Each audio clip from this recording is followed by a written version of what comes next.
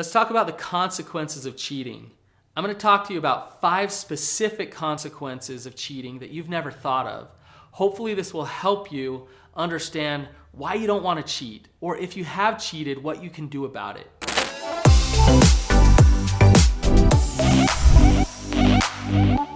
I work with cheaters.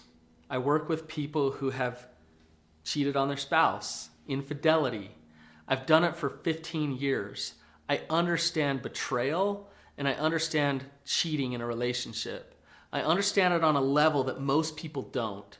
So I want to break down for you 5 consequences that come with cheating that you may not be thinking of. It'll be really helpful if you watch this video before you cheat. It's also helpful if you've cheated already so that you know what could be coming. I want to warn you, if you're thinking about cheating and you haven't yet, then you can't unlearn the things that you're going to learn right now. So I'm going to educate you, and it might stop you from going through with it. So I hope that you keep watching. But when you learn these things, they're true and they happen. So let's break it down. I met with a guy recently who got caught cheating. In fact, his phone, as he was watching a video from his mistress, connected to the Bluetooth in his car, and his wife heard everything that was going on in that video. He went from bumping along, thinking life is good, thinking he can just hide things, to all of a sudden his world crashing down.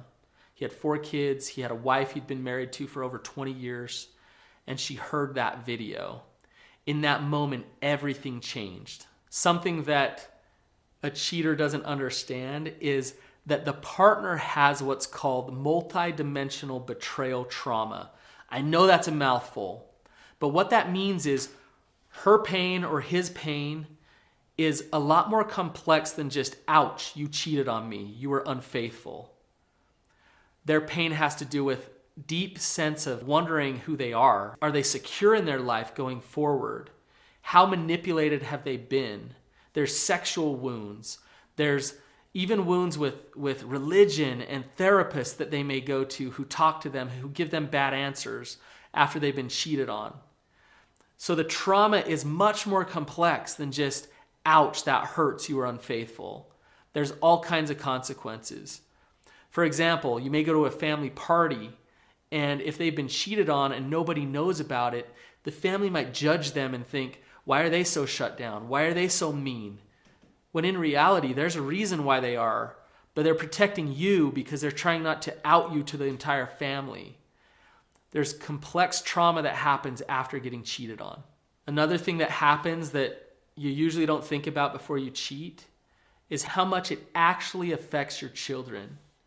You might think, well, this will affect my spouse. This might ruin my marriage. But I meet with people all the time who talk about the infidelity of their parents. And they were very young. They're 4 or 5 years old.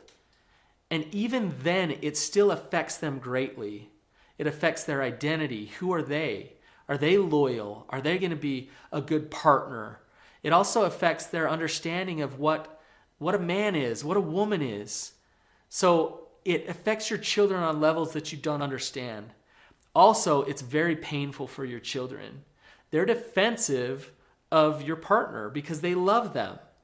And so when you hurt your partner, you hurt them. And it hurts them deeply.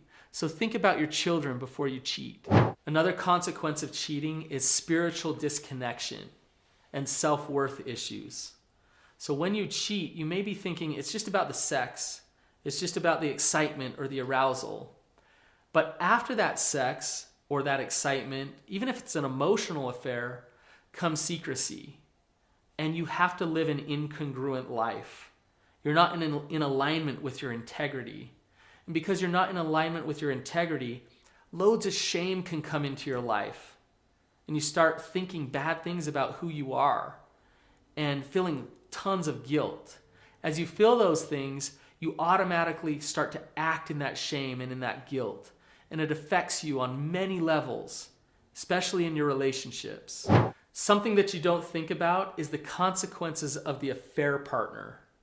So if you're having an affair with somebody, they may be married, They may just be acting out in their sex addiction. They are destroying themselves. They are showing up as a dishonest person who's willing to hurt other people, and they're actually hurting themselves. And you're participating in that. You're participating in that with them. And so you're actually hurting your affair partner because you're allowing each other and enabling each other to live dishonest lives. Instead of cheating, I actually have some alternatives for you, things that are a lot better than cheating. So before you go and cheat, please subscribe to my channel. I have a lot of videos about betrayal trauma, infidelity, sex addiction, so please go and subscribe. Why do people cheat? People cheat for arousal and excitement. They also cheat because sex feels really good. Sometimes cheating is a cry for help. They want out of the relationship, so they go and cheat so that they can get out of the relationship. Sometimes they're feeling lonely. They're acting out an addiction. There's a lot of different reasons why somebody will go and cheat. But whatever the reason is, it doesn't take away the consequences of the cheating. As you look at the reason why you want to cheat, it actually gives you an opportunity to look at what it is you need to work on in your life. If you're feeling trapped in your relationship, maybe you need to learn how to be more honest and more boundaried in that relationship. If you're feeling a lack of excitement in your life and that's why you want to go cheat, maybe you need to find some ways to feel excitement and arousal in your life that are healthy. But cheating doesn't have to be the answer. One thing that you can try instead of cheating is to actually do some hard relationship work. You don't have to stay stuck in your relationship. Your relationship can be completely over and completely different with your same partner. If both of you are willing to do work, it can change drastically. And you can get the outcomes that you actually want in your life. But you both need to be willing to actually go do that work. Another thing that you can do instead of cheating is to actually communicate. Step into some conflict if you need to. Learn how to connect in other ways. Connect emotionally, spiritually, verbally. Talk to each other. But learn how to communicate.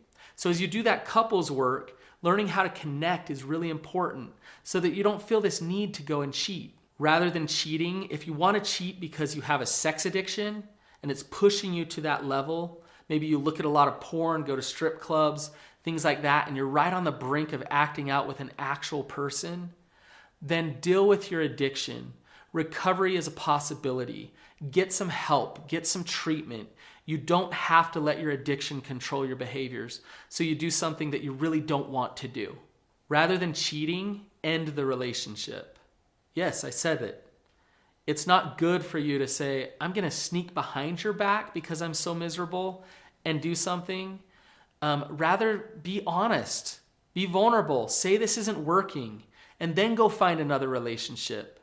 But don't do that to yourself. Don't feed the shame and the secrecy inside of yourself and break down your own integrity. So instead of cheating, end the relationship.